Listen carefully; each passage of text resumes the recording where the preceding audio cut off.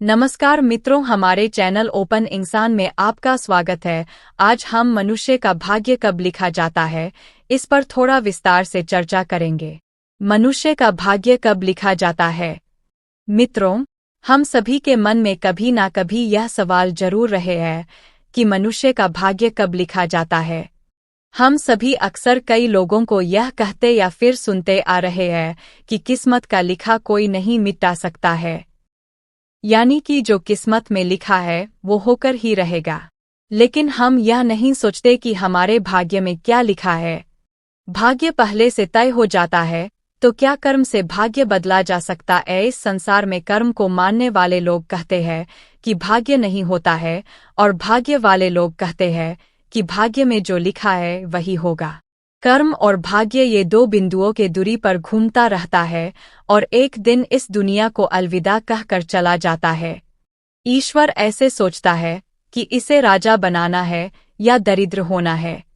जाहिर सी बात है कि वो हमारा कर्म है। इंसान के कर्मों से उसका भाग्य तय होता है। इंसान को कर्म करते रहना चाहिए, क्योंकि कर्म से भाग्य लिखा बदला जा सकता है। मनुष्य का भाग्य कब लिखा जाता है? जो भी व्यक्ति इस धरती पर जन्म लेता है, उसका भविष्य पहले से ही लिखा जाता है। मनुष्य का जन्म कब होगा, कहाँ होगा और उसके जीवन में क्या क्या समस्या आएंगे, कहते हैं ये विधि का काम है और इसे चाहकर भी नहीं बदला जा सकता। लेकिन ऐसा नहीं है, क्योंकि त्रेता युग और द्वापर युग में कई ऐसे लोग थे जो राक्षस कुल के होते हुए भी अपने कर्मों से मोक्ष को प्राप्त किया था। इसी प्रकार हर प्राणी का भाग्य पहले से ही लिखा होता है।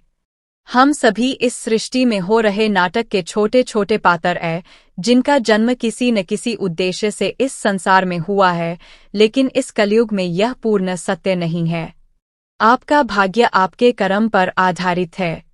अब दोस्तों, आपने ये कहावत तो सुनी होगी कि आप जो बोते हैं वही पाते हैं। अगर आप अच्छे और नेक काम करते हैं तो आपके साथ हमेशा अच्छा ही होता है। लेकिन अगर आप अपने जीवन में हमेशा बुरे काम किए हैं, संभवत इसका दुष्प्रभाव आपको इसी जन्म में देखने को मिलेंगे। अपना भाग्य को कैसे भरें? अपना भाग्य को बदलने के लिए भगवान को याद करते हुए अपना कर्म करते रहना चाहिए, जिससे आपकी किस्मत चमकने की संभावना बनी रहती है। इसलिए हमें अपने कर्म के अंतरण सही दिशा में करते रहना चाहिए, और बाकी का काम हमारे भगवान खुद देख लेगा। इसलिए हमारे धर्म ग्रंथों में धर्म, कर्म और पुण्य कर्म करने की प्रेरणा दी गई है, क्योंकि यही एकमात्र रास्ता है जो हमें जन्म और मृत्यु के चक्र से बाहर निकाल सकता है।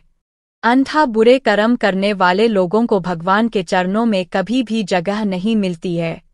इस संसार में जितना भी कुछ है और इसे हम प्राप्त कर सकते हैं, लेकिन जो कुछ भी कर्म नहीं करता, प्रयास नहीं करते, जिंदगी में कभी भी कुछ हासिल नहीं कर सकते हैं।